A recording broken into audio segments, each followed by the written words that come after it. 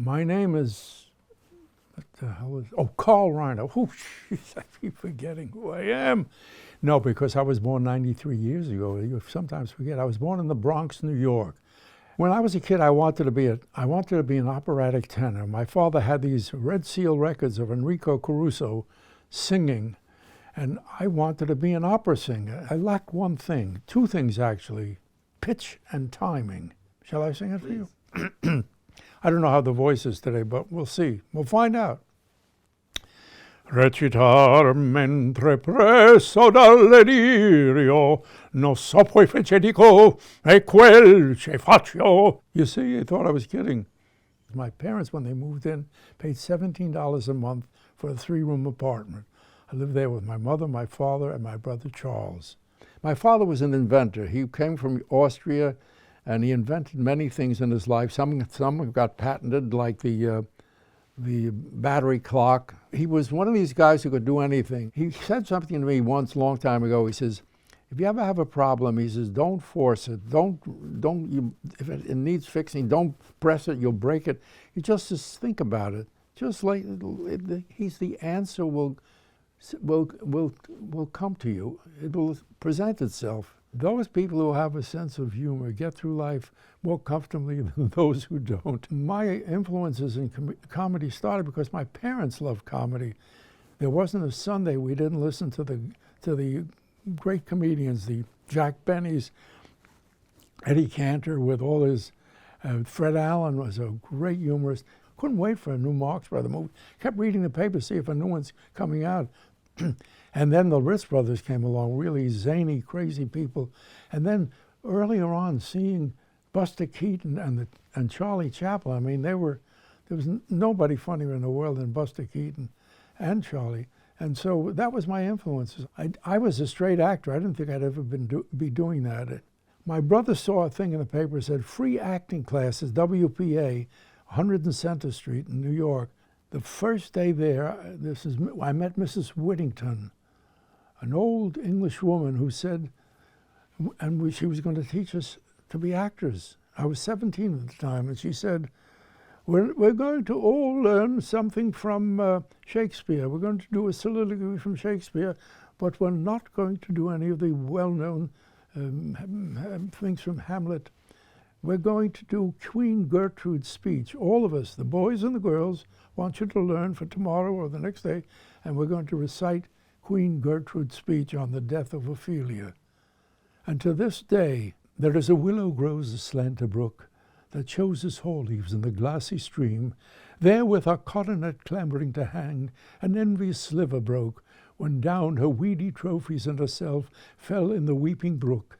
Her clothes spread wide and mermaid-like, whilst they bore her up, at which time she chanted snatches of old tunes, as one incapable of her own distress, until after a while, her clothes heavy with their drink, pulled the poor wretch from a melodious lay to muddy death. It's pretty close to that. Anyway, applause, applause. Max Liebman, who was doing a show called the Admiral Broadway Review, was about to do a thing called Your Show of Shows, and he needed a straight man for Sid. Sid was maybe the best comedian that ever lived. I auditioned and I got the job. My first day at Caesar's Hour, I've told this before, there was a young comic called Mel Brooks. Well, the day I came in, I didn't know who he was, but he was standing up and delivering a monologue about a pirate, a Jewish pirate. He was complaining. He says, he says, I can't afford, I'm a pirate, and I you know what they're charging for sailcloth? $3.50 a yard. On Sunday, there was a show called We the People Speak, where they recreated the news. And I came in and made believe I was that guy, and I said to Mel, here's a man who was actually at the scene of the crucifixion 2,000 years ago. Isn't that true, sir? And he said, oh boy. I said, you knew Jesus? He says, thin lad, right? He wore sandals, walked around with 12 other guys. Yeah, he said, they always came into the store, at a candy store. They never bought anything, but I gave them water. They were nice boys. They were very nice boys. That was the first words we did as a 2,000-year-old man.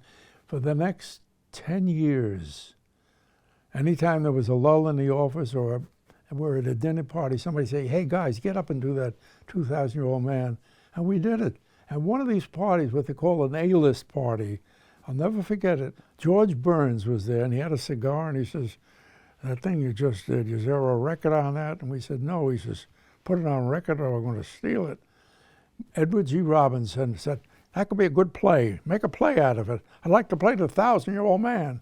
I was 2,000. I can play any age. I remember him saying that. I can play any age.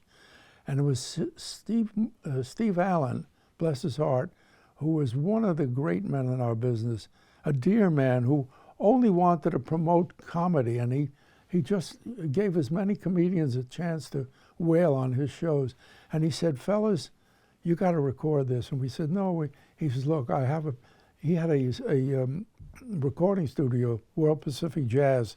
He's go there, wail, do whatever you want with it. But we took the studio, we got about 300 people, and for about 2.5 hours, Mel and I ad-libbed, cut it down to 47 minutes, and the 2,000-year-old man was more. We still weren't sure that it was for everybody, and that only Jews would like it. And I remember when it first came out, friends liked it.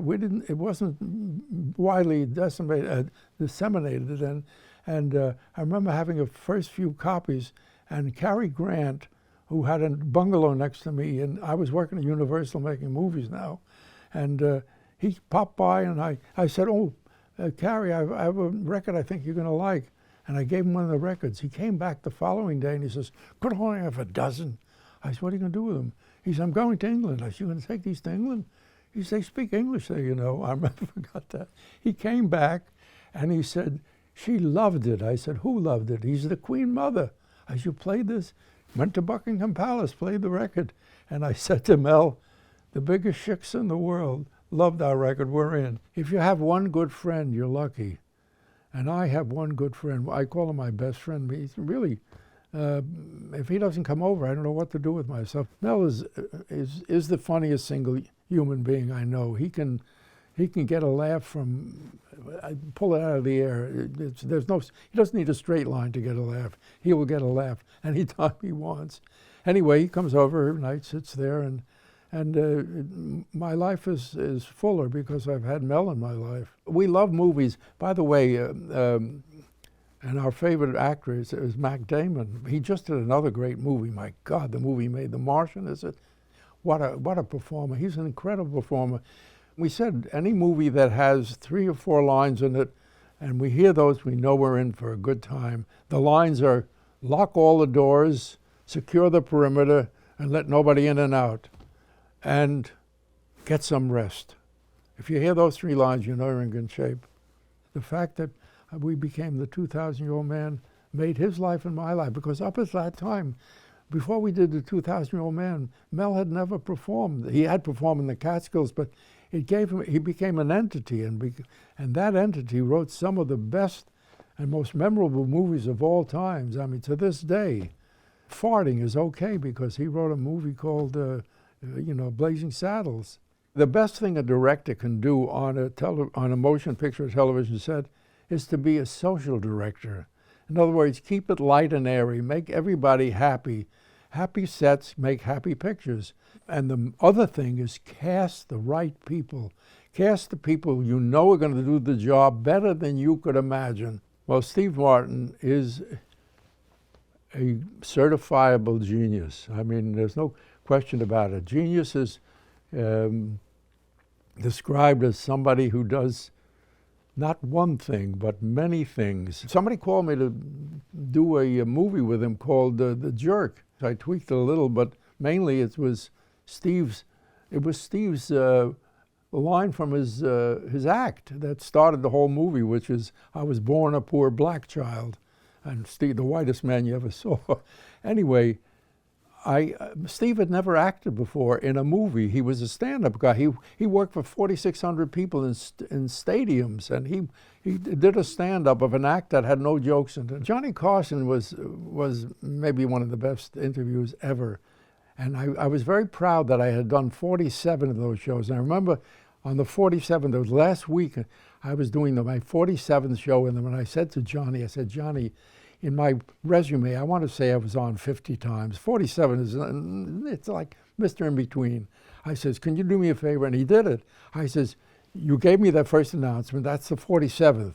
Now, if I go off and you announce me again, I'll come with my jacket turned inside out, and I'll do it 3 times, once with over my shoulder like Sinatra. And he gave me 3 introductions. And I came and sat down, he gave me the first question, and I went off and did it again. So that's, if you see those shows, you'll know that it's a lie, that I didn't do 50, I did 47.